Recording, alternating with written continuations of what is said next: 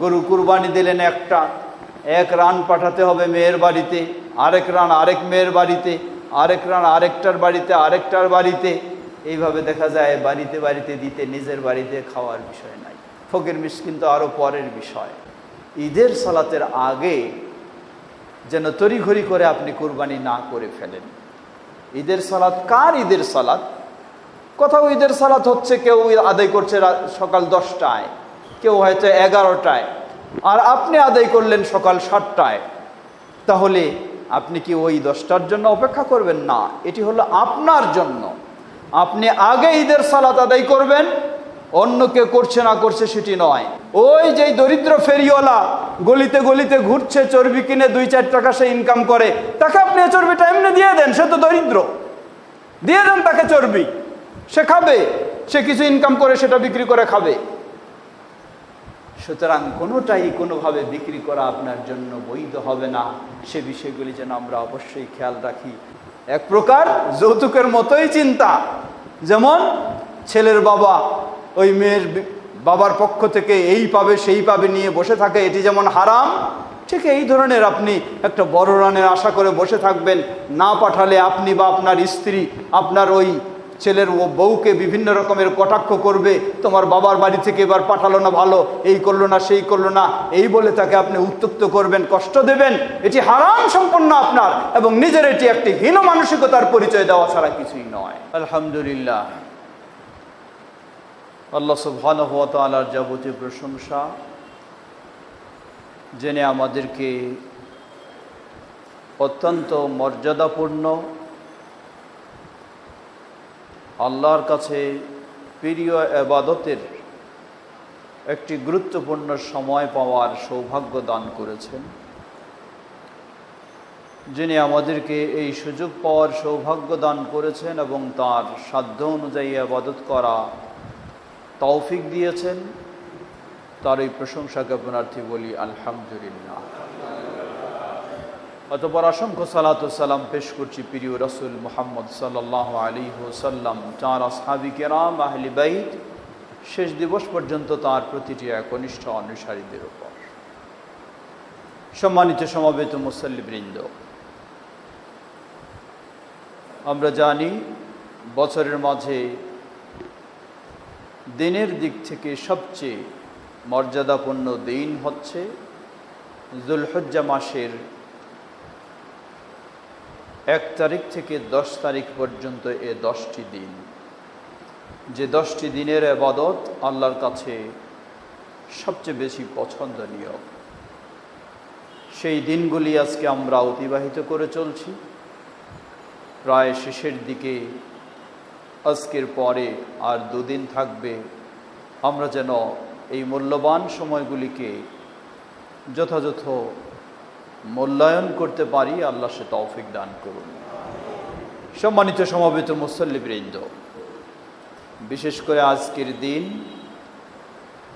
এটি হচ্ছে সরাসরি যারা বাইতুল্লাহিল হারামের হজ সম্পাদনে রয়েছেন তাদের জন্য ইয়াউম আরাফা সবচেয়ে গুরুত্বপূর্ণ দিন।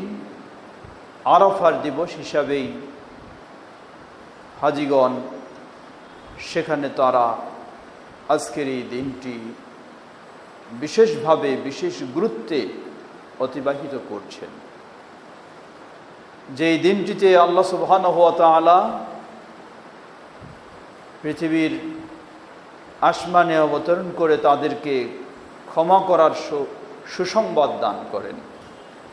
যেই দিনটিতে আল্লাহ সুবহানাহু ওয়া তাআলা ফেরেশতাদের সাথে গর্ববোধ করে সেই আরাফাবাসীকে ক্ষমা প্রদানের সুসংবাদ দান করেন। আজকে হলো সেই দিন। যারা হজে যাবেন তাদের জন্য যেমন এই দিনটি হলো অত্যন্ত গুরুত্বপূর্ণ দিন। আগে পিছের কাজগুলি যতই গুরুত্ব দিয়ে করা হোক না কেন, আল হজ্জ আরাফা, আরাফার অবস্থানটাই হলো হজের একটি বড় বিষয়। যদি তা ছুটে যায় তাহলে হজেই বাতিল হয়ে যাবে। এমন মর্যাদার দিন আল্লাহ রাব্বুল আলামিন তাদেরকে দান করেছেন কিন্তু এই মর্যাদা থেকে আল্লাহ রাব্বুল আলামিন বিশ্ববাসীকে, যারা হজে যেতে পারেনি তাদেরকে আবার বঞ্চিত করেননি। আল্লাহ রাসূল সাল্লাল্লাহু আলাইহি ওয়াসাল্লাম বলেন, ওয়াসাউমু ইয়াউমি আরাফা আহতাসিবু আলাল্লাহ আন ইউকাফিরা আস-সানা আল্লাতী ক্বাবলা ওয়াস-সানা আল্লাতী বা'দা। আরাফার দিবসে একটি দিনে যারা হজে অবস্থান করবে তাদের জন্য সেই দিন সিয়াম রাখা নিষিদ্ধ। কিন্তু যারা সেই আরাফার মর্যাদা লাভ করতে পারবে না, ওই জায়গায় গিয়ে সেই মুসলিমদের জন্য আল্লাহ রাব্বুল আলামিন আপন আপন জায়গায় আরেকটি তাদেরকে মর্যাদা দিয়েছেন।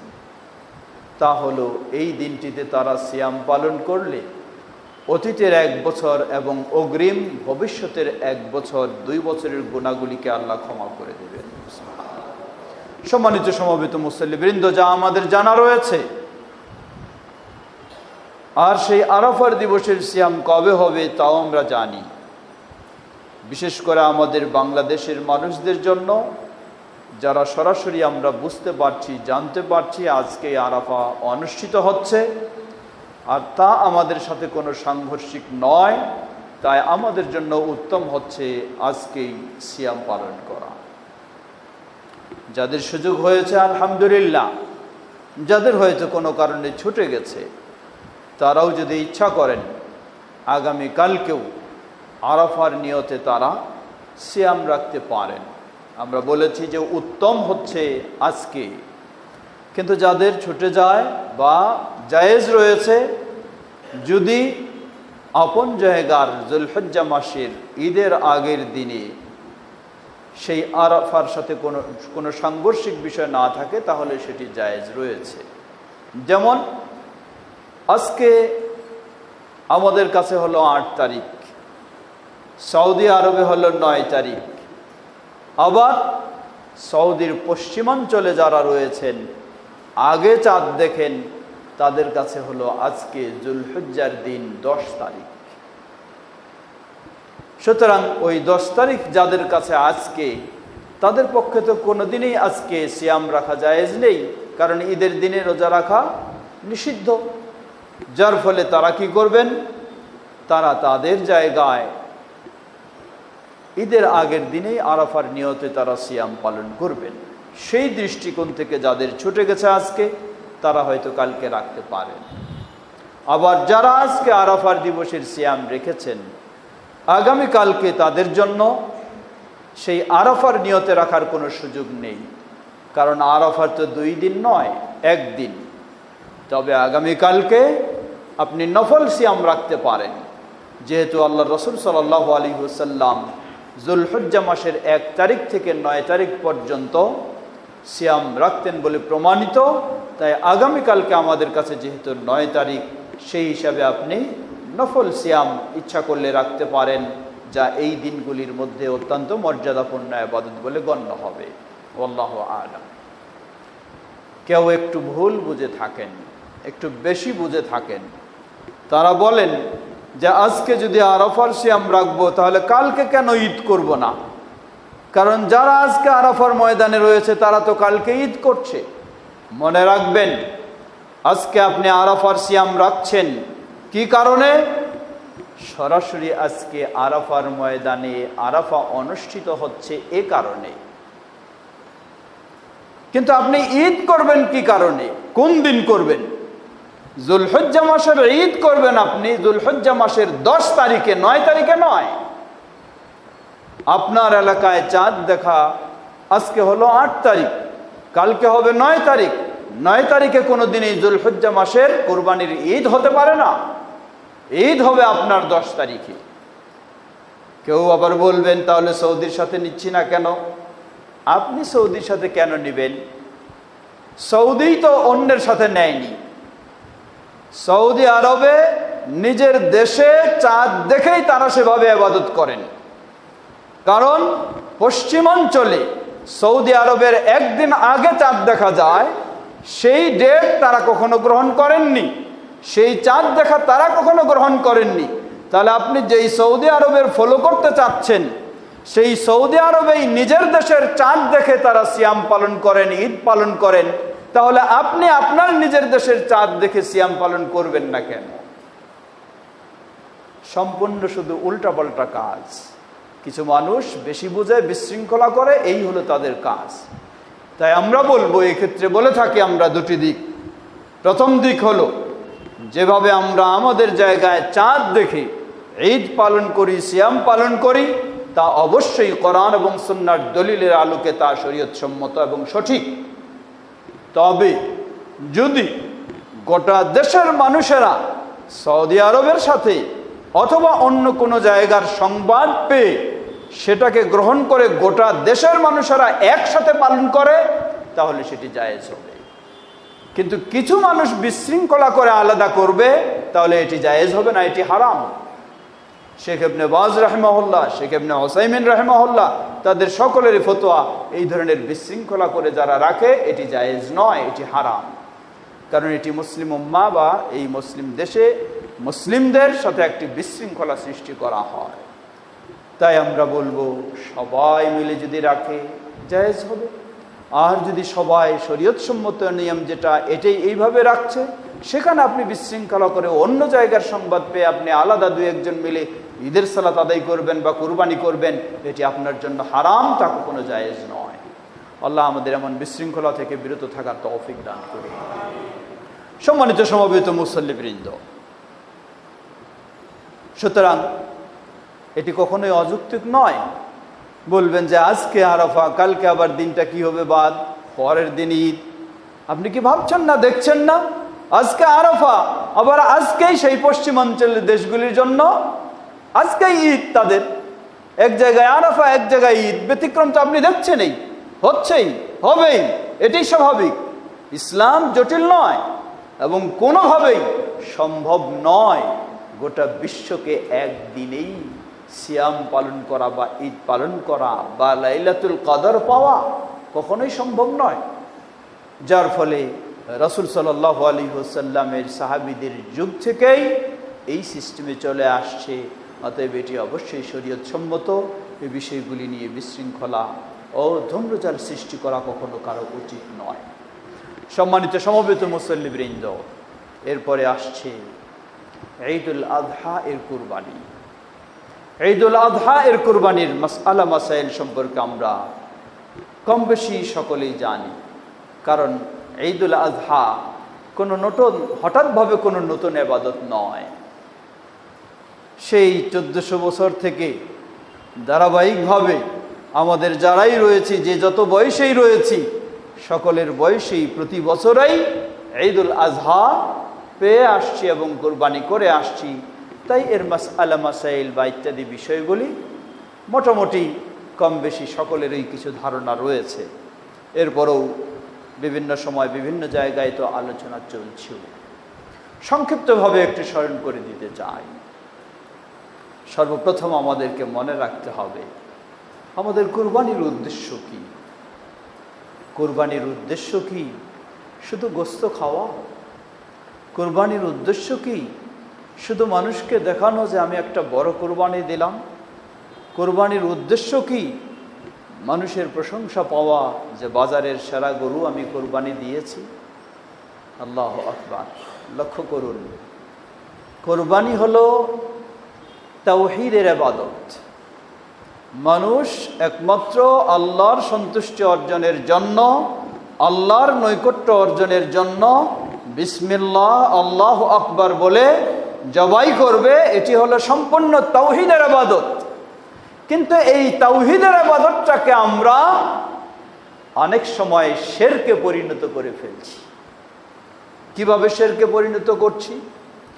আল্লাহ রাসূল সাল্লাল্লাহু আলাইহি ওয়াসাল্লাম কঠিনভাবে সতর্ক করলেন, সাহাবীদেরকে সতর্ক করলেন, বললেন জেনে রাখো, আলা ইন্নী আখওয়াফু মা আখাফু আলাইকুম আশ-শিরকাল আসগর। তোমাদের বিষয়ে আমি সবচেয়ে যে বিষয়ে আশঙ্কা করছি সেটি হলো শিরকে আসগর, ছোট শিরকের আমি আশঙ্কা করছি। সাহাবায়ে কেরাম প্রশ্ন করলেন, হে আল্লাহ রাসূল সাল্লাল্লাহু আলাইহি ওয়াসাল্লাম, ছোট শিরক কি? বললেন হুয়া আর রিয়া ওয়াস সুমআ। ছোট শিরক হলো মানুষ দেখানো ইবাদত, লৌকিকতা, মানুষের প্রশংসা পাওয়ার জন্য ইবাদত।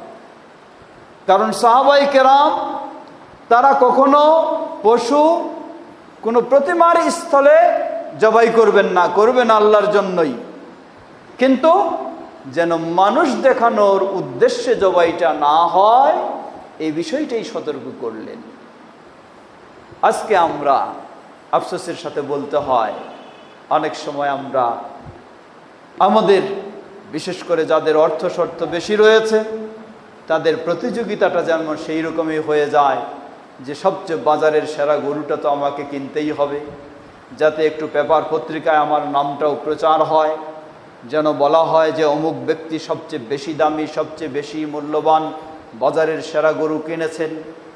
আপনি বাজারের সেরা গরু কিনবেন, যদি আপনার সামর্থ্য থাকে কোনো অসুবিধা নেই, সেটাও আপনার ভালো ইবাদত হবে, কিন্তু আপনার ভিতরে কখনো এই ধরনের চিন্তা থাকতে পারবে না যে মানুষ যেন বলে আমি সবচেয়ে বড় গরু কুরবানি দিয়েছি বা সবচেয়ে দামিটা আমি কিনেছি। এই চিন্তা যেন আপনার ভিতরে না থাকে। যদি এই চিন্তা ভিতরে থাকে তাহলে কুরবানি বরবাদ হবে এবং এটাই হয়ে যেতে পারে আপনার জাহান্নামে যাওয়ার কারণ।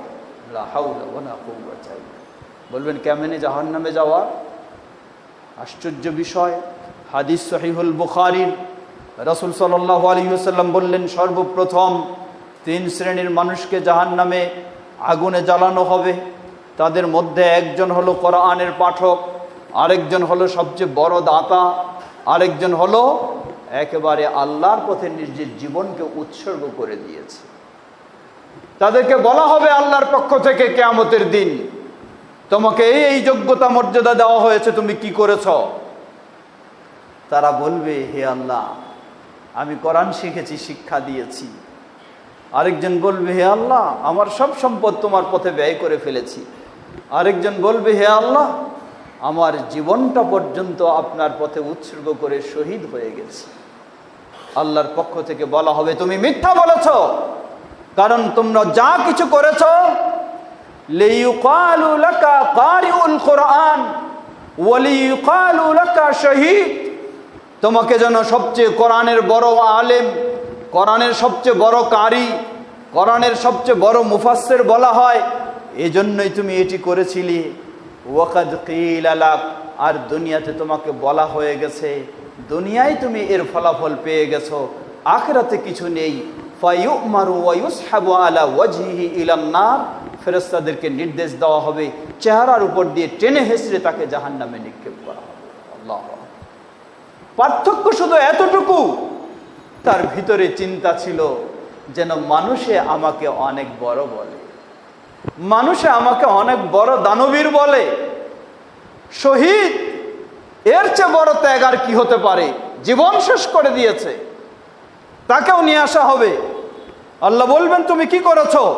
সে বলবে হে আল্লাহ অনেক করেছি, এমনকি তোমার পথে আমার জীবনটা পর্যন্ত শেষ করে দিয়েছি।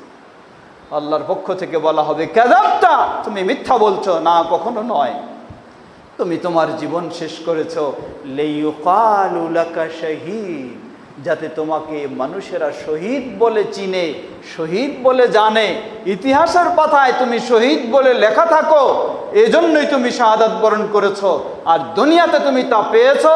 অতঃপর ফেরেশতাদেরকে নির্দেশ দেওয়া হবে চেহারার উপর টেনে হিঁচড়ে জাহান্নামে নিক্ষেপ করা। লা হাওলা ওয়ালা কুওয়াতা ইল্লা বিল্লাহ। লক্ষ্য করুন, কোরআন তেলাওয়াত করা, কোরআন শিক্ষা করা ও শিক্ষা দেওয়া নিশ্চয়ই শ্রেষ্ঠ কাজ, যা সহিহুল বুখারীর হাদিসে প্রমাণিত। দান করাও শ্রেষ্ঠ কাজ, শাহাদাত বরণ তো সর্বোচ্চ মর্যাদার কাজ। কিন্তু এরপরেও সামান্য ভিতরে নিয়তের পরিবর্তন থাকার কারণে যেগুলি জান্নাতে যাওয়ার কাজ ছিল সেই কাজগুলি দিয়েই তাকে যেতে হবে জাহান্নামে। লা হাওলা ওয়ালা কুওয়াতা ইল্লা বিল্লাহ। এজন্য কুরবানি অবশ্যই আমরা করব, এটাও জান্নাতে যাওয়ার কাজ, কিন্তু এই কাজটা যেন জাহান্নামে যাওয়ার পথ আমাদেরকে সুগম করে না দেয়, সেজন্য সবসময় আমাদেরকে সতর্ক থাকতে হবে। আর এখান থেকে আমাদেরকে শিক্ষা নিতে হবে, আমাদের জীবনে যত ইবাদত সব হবে শুধুমাত্র আল্লাহকে সন্তুষ্ট করার জন্য। আল্লাহ আমাদের সেভাবেই সে তৌফিক দান করুন। আল্লাহ রাব্বুল আলামিন এই জন্যই বললেন, লা ইয়ানালাল্লাহু লুহুমুহা ওয়ালা দিমাউহা ওয়ালাকিন ইয়ানালুহুত তাকওয়া মিনকুম। জেনে রাখো, তোমাদের এই গোস্ত রক্ত তো আল্লাহর কাছে কিছুই পৌঁছে না।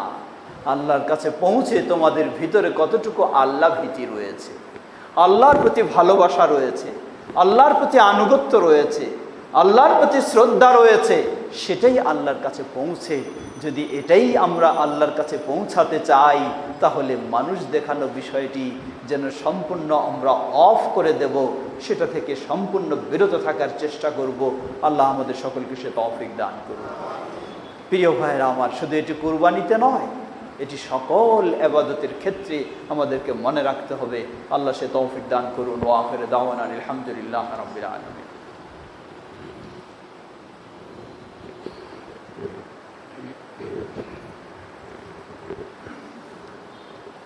আলহামদুলিল্লাহ আলহামদুলিল্লাহ রাব্বিল আলামিন والصلاة والسلام على عبد الله ورسوله نبينا محمد وعلى آله وصحبه أجمعين أما بعد।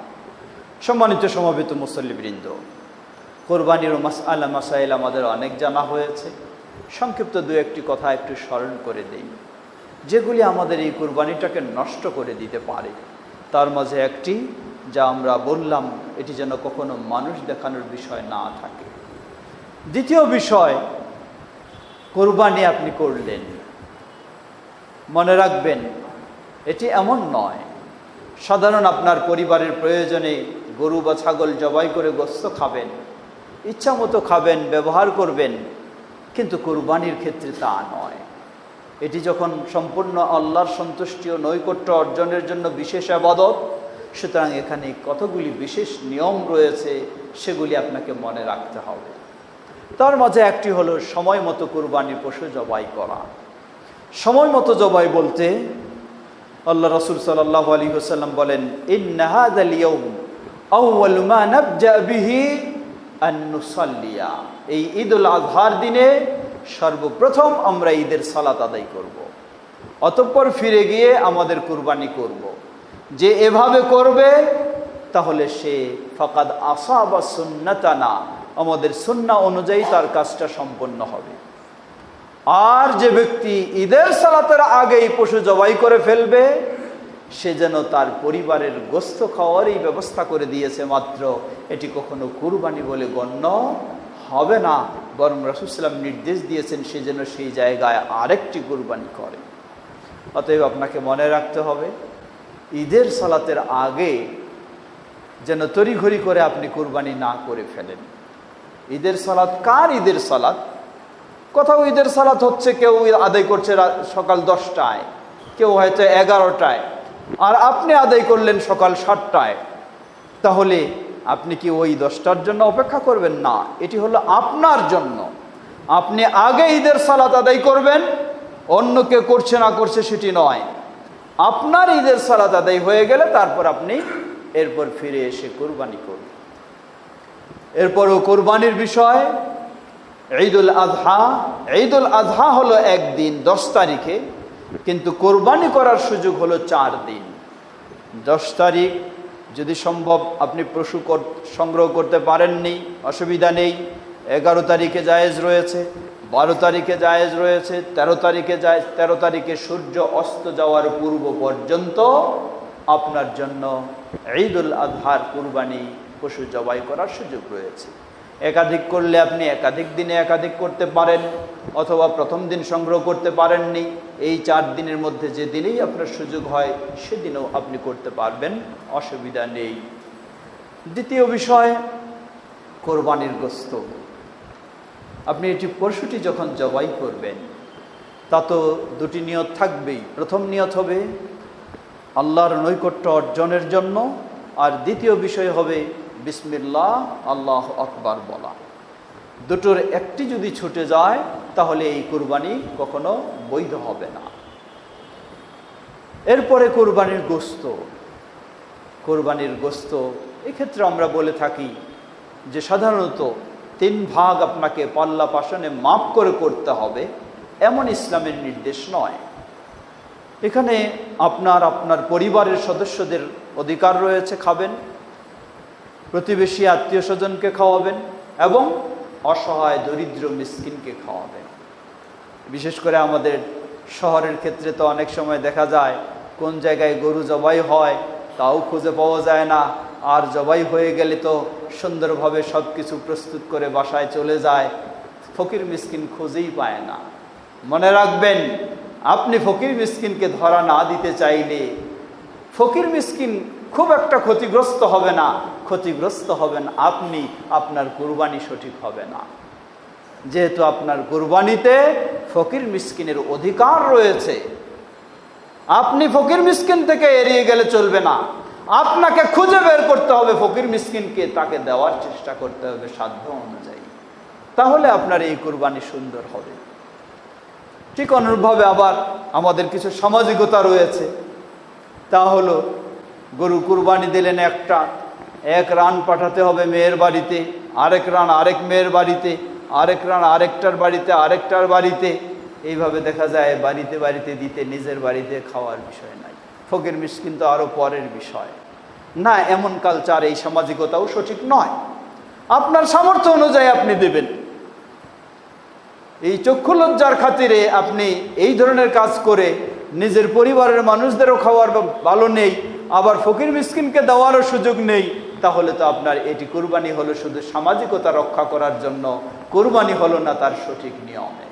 অতএব এটা সবাইকে মনে করতে হবে। সবাইকে মানে, আমার বাড়িতে আপনি একটি রান পাঠাতেন কিন্তু এবার পাঠাতে পারলেন না, আমাকেও বুঝতে হবে হয়তোবা তার এবার সেভাবে কুরবানি দেওয়া সম্ভব হয়নি, তাই আমি একটি রানের আশায় কেন বসে থাকব।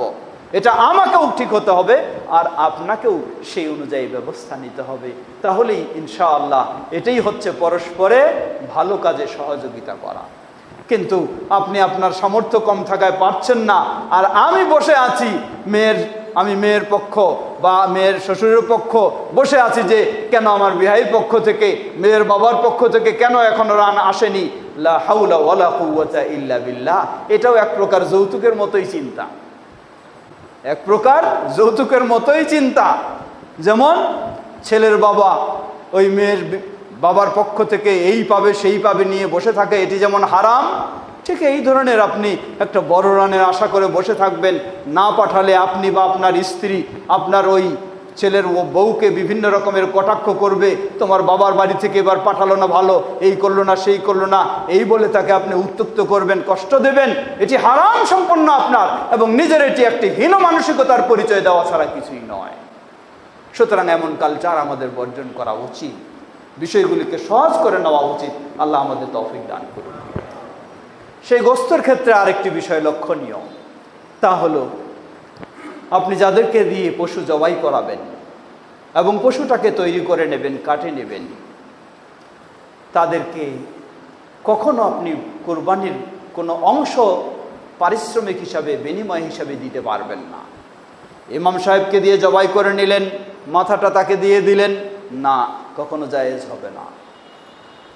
তাকে আলাদা আপনি পারিশ্রমিক দেবেন, মাথা কেন গোটা আরও কিছু খাইতে দেন, তাতে অসুবিধা নেই, কিন্তু এটা যেন বিনিময় স্বরূপ না হয়। বা কেউ জবাই করে দিল, এই পরিশ্রম করলো, তার বিনিময়ে আপনি তার চামড়াটা দিয়ে দিলেন, তাও জায়েজ হবে না। চামড়া দিবেন দরিদ্র মিসকিনকে, কিন্তু এটা বিনিময় হিসাবে কসাইকে দিয়ে দিবেন বা যে জবাই করে দিল তাকে দিয়ে দিবেন, তা কখনো জায়েজ হবে না। কসাইকেও তার পারিশ্রমিক আপনি আলাদা দিবেন, এরপর খাওয়ার জন্য আপনি গোস্ত দিবেন, সেটি আলাদা বিষয়। কিন্তু পারিশ্রমিক হিসাবে গোস্ত থেকে দিবেন বা চামড়া দিবেন বা আরও কিছু দিবেন, যে আসো তুমি আমার ছাগলটা জবাই করে দিয়ে যাও, কি হবে, তোমার পারিশ্রমিক কি, তুমি চামড়াটা নিয়ে যাবা, না, কখনো জায়েজ না। আপনি কুরবানির কিছু অংশ যেন বিক্রি করে ফেললেন, যার ফলে আপনার এই কুরবানি নষ্ট হয়ে যাবে। কুরবানির কোনো অংশই বিক্রি করা জায়েজ নেই। এখানে আরেকটি বিষয় স্মরণ করে দিই, পর্দার আড়ালের মা বোনেরাও রয়েছে। আরেকটি বিষয় বিক্রি করা হয়, কিন্তু আপনারা হয়তো অনেকে জানেন না, তা হলো দেখা যায়, দেখবেন যে ঈদের পরের দিন থেকে গলিতে গলিতে ফেরিওয়ালা ঘুরে, কি চায়, বলে চর্বি আছে নাকি চর্বি দেন, চর্বি কিনে। কোন চর্বি কিনে? আপনি যে কোরবানি দিলেন সেই কোরবানির চর্বিগুলি জমা করে রেখেছেন, ওই ফেরিওয়ালার কাছে আপনি চর্বিগুলি বিক্রি করলেন। এটি যেন প্রকারান্তরে কোরবানির অংশ আপনি বিক্রি করলেন। অথবা আপনি হয়তো জানেনই না, আপনার বাড়ির মেয়ে মানুষেরা তারা কি করেছেন, এই চর্বিটা সংরক্ষণ করে রেখেছেন, ওই ফেরিওয়ালা আসলো তার কাছে বিক্রি করে দিল। এটিও আপনার কোরবানিটাকে অবশ্যই ক্ষতিগ্রস্ত করবে। অনুরূপভাবে কোরবানি পশুর হাড় বা আরো কিছু ইত্যাদি কোনোটাই বিক্রি করা যায়। বলবেন তাহলে চর্বিগুলি কি করব, নষ্ট করব? কেন নষ্ট করবেন আপনি?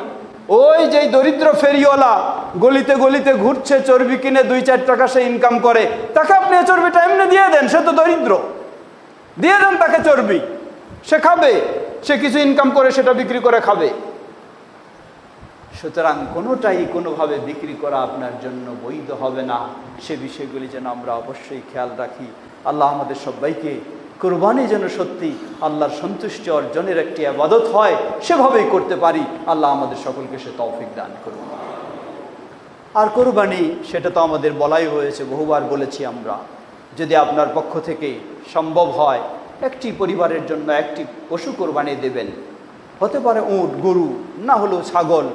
অনেকেই ঋণগ্রস্ত দোহাই দিয়ে এড়িয়ে যাওয়ার চেষ্টা করে। কোরবানির সুন্নতে মুআক্কাদা ঠিকই, ওয়াজিব নয়, কিন্তু আপনি এটাকে এড়িয়ে যাবেন কেন? আপনি একটা গরু কোরবানি দিতেন, এবছর হয়তো আপনি ব্যবসা বাণিজ্য ভালো নয়, অসুবিধা নাই, একটা ছাগল কোরবানি দিবেন। কিন্তু একেবারেই আপনি বঞ্চিত হবেন, পরিবারকেও বঞ্চিত করবেন, এমনটা কখনোই হওয়া উচিত নয়। সাধ্যপক্ষে আপনি চেষ্টা করুন। আপনার স্বার্থ সামর্থ্য এবার নেই, আল্লাহ আপনাকে বলেননি যে আপনাকে গরু কোরবানি দিতেই হবে। আপনার সামর্থ্য গরু নেই, আপনি ছাগল দেবেন, বা আপনি একটা গরু থেকে 1/7 অংশ, 7 ভাগের 1 ভাগ অংশ দেবেন। তারপরেও সাধ্য অনুযায়ী চেষ্টা করবেন, যেহেতু এই কোরবানিতে আপনার নিজের একটি খাওয়া দাওয়া শুধু নয়, এটি ইবাদত। পরিবারের মানুষদেরও একটি অধিকার রয়েছে, প্রতিবেশী দরিদ্র সবারই অধিকার রয়েছে। আমরা যেন সেভাবে চেষ্টা করতে পারি। আল্লাহ আমাদের সবাইকে সে তৌফিক দান করুন। একটি প্রসঙ্গ, সেটি হচ্ছে কোরবানির পশুর চামড়া। কোরবানির পশুর চামড়া সেটিও বিক্রি করা জায়েজ নেই। বিক্রি করা জায়েজ নেই অর্থ সেটি বিক্রি করে আপনার কোনো কাজে ব্যবহার করতে পারবেন না। যদি সরাসরি চামড়াটা আপনি নিজের কোনো কাজে লাগাবেন, কোনো কিছু বানাবেন সেটা দিয়ে, তা জায়েজ রয়েছে। আর তো নিজে কিছু করতে পারছেন না, তাহলে সেটি দরিদ্রকে আপনি দান সদকা করে দেবেন, দান করে ফেলবেন। কিন্তু সেটি নিজেও বিক্রি করে কোনো কাজে লাগানো যাবে না। দরিদ্রদের পক্ষ থেকে বিক্রি করে সেটি করা, সেটি হয়তো কিছু বিষয় থাকতে পারে, সহজ বিষয়, যদিও সেটা সবচেয়ে উত্তম হলো একেবারে সেটি দিয়ে দেওয়া। সেটি দেওয়া দেওয়ার ক্ষেত্রে কাকে আপনি দেবেন, সেই দেওয়ার ক্ষেত্রেও আমরা বিভিন্ন সময় বিভিন্ন জায়গায় বিভিন্ন পক্ষ থেকে আমাদের কাছে চামড়া নিতে আসে। আমরা বলবো এই ক্ষেত্রে যে সমস্ত আমাদের প্রতিষ্ঠানে দরিদ্র সন্তানেরাও পড়ালেখা করে, সেই উদ্দেশ্যে, দরিদ্র ছাত্রদের উদ্দেশ্যে সেই প্রতিষ্ঠানে দেওয়া জায়েজ রয়েছে। যেমন মাদ্রাসা মুহাম্মাদিয়া আরাবিয়া, অথবা যদি আরও কেউ বেশি কোথাও দিতে চান, সেটি যেন অবশ্যই মনে রাখবেন এমন প্রতিষ্ঠান হয় যেন কবর মাজারের প্রতিষ্ঠান না হয়, সেটি আপনাকে অবশ্যই মনে রাখতে হবে। কোনো প্রতিষ্ঠানে, কোনো মাদ্রাসায় আপনি দিলেন, সেখানে শিরকের শিক্ষা হয়, চর্চা হয়, সেখানে বেদাতের শিক্ষা হয়, চর্চা হয়, তা কখনো আপনার জন্য জায়েজ হবে না সেখানে দেওয়া। যতই আপনার পিছনে বারবার এসে এসে চাওক না কেন, তা দেওয়া জায়েজ হবে না। সে বিষয়গুলি অবশ্যই আপনারা মনে রাখবেন। আল্লাহ আমাদের সকলকে এই কোরবানি সহ সকল ইবাদত যেন সঠিকভাবে আমরা সম্পাদন করতে পারি। আল্লাহ আমাদের সকলকে সে তৌফিক দান করুন। খুতবার সময় সর্বশেষ স্মরণ করে দিচ্ছি ঈদুল আজহার সালাত।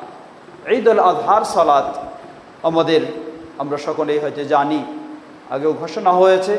সেটি হচ্ছে আমাদের প্রধান জামাত যেটি অনুষ্ঠিত হয় ঢাকা বিশ্ববিদ্যালয়ের খেলার মাঠে, সেখানে অনুষ্ঠিত হবে সকাল 7টায়। সকাল 7টায় ইনশাআল্লাহ। সেখানে মেয়েদেরও ব্যবস্থা থাকবে, তবে মেয়েদের ক্ষেত্রেও আমরা স্মরণ করে দেব, মেয়েদের যাওয়া উচিত, নির্দেশ দিয়েছেন আল্লাহ রাসূল সাল্লাম। কিন্তু মেয়েরা কখনো অশালীনভাবে যাবে, এমনভাবে গেলে তারা সওয়াব তো দূরের কথা আরও গুনাহগার হবে। অতএব মেয়েদেরকে আমরা নিয়ে যাব, কিন্তু অত্যন্ত মার্জিত এবং সুন্দরভাবে, এবং বিশেষ করে আতর, সুগন্ধি ইত্যাদি মেয়েদের জন্য কখনো ব্যবহার জায়েজ নয়। বাইরে বের হলে পুরুষেরা ব্যবহার করবে, কিন্তু মেয়েদের নয়। আর এই ঈদুল আজহার ক্ষেত্রে নিয়ম হচ্ছে সকালবেলা না খেয়েই ঈদের সালাতে যাওয়া। এটি হলো রাসূল সাল্লাল্লাহু আলাইহি ওয়াসাল্লামের সুন্নাহ। সকালবেলা না খেয়ে ঈদের সালাত আদায় করা, অতঃপর ঈদের সালাত শেষ করে আপনি খেতে পারেন। যদি কুরবানির গোশত তাড়াতাড়ি হয়ে যায় সেটা থেকে খাবেন, না হলে আপনার জন্য খাওয়া জায়েজ রয়েছে। মূল কথা হলো ঈদের সালাতের আগে না খেয়ে সালাত আদায় করা, আর এটিকে কখনো রোজা বলা হয় না। অনেকে বলে যে ঈদের দিনের রোজা, না, এটি রোজা না। রোজা হলো সুবহে সাদেক থেকে শুরু করে সূর্যাস্ত পর্যন্ত এই কয়েক ঘন্টা না খেয়ে যাওয়া হলো সুন্নাহ। এটির নাম সিয়াম নয়, সিয়াম বলা ভুল এটি। তো অতএব সেভাবেই আমরা সুশৃঙ্খলভাবে সুন্দরভাবে চেষ্টা করব। যদি আল্লাহ না করুক বৃষ্টি, মাঠের পরিবেশ পরিস্থিতি ভালো নয় সেখানে পড়ার মতো, তাহলে ঘোষণা হয়তো আপনারা পেয়েছেন বা পাবেন, এই বংশাল মসজিদেও আমাদের এখানে দুটি জামাত অনুষ্ঠিত হবে, সকাল 7টায় একটি, আরেকটি হলো সকাল 8টায়। এভাবেও আমরা সালাত আদায় করার চেষ্টা করব ইনশাআল্লাহ। সকল কাজগুলি যেন আমরা সুন্দরভাবে করতে পারি। বিশেষ করে ঈদকে কেন্দ্র করে কোনো রকমের অশ্লীলতার আয়োজন যেন আমাদের ঘরে হোক অথবা ঘরের বাইরে হোক অথবা কোথাও যেন গান বাজনায় অশ্লীলতার আয়োজন না হয়। প্রতিটি মুসলিমকে আল্লাহকে ভয় করে সেই ক্ষেত্রে সচেতন সতর্ক থাকা উচিত। আল্লাহ আমাদের সবাইকে সে তৌফিক দান করুন। ইবাদাল্লাহ রাহিমাকুমুল্লাহ, আল্লাহুম্মা সাল্লি আলা মুহাম্মাদ ওয়া আলা আলি মুহাম্মাদ।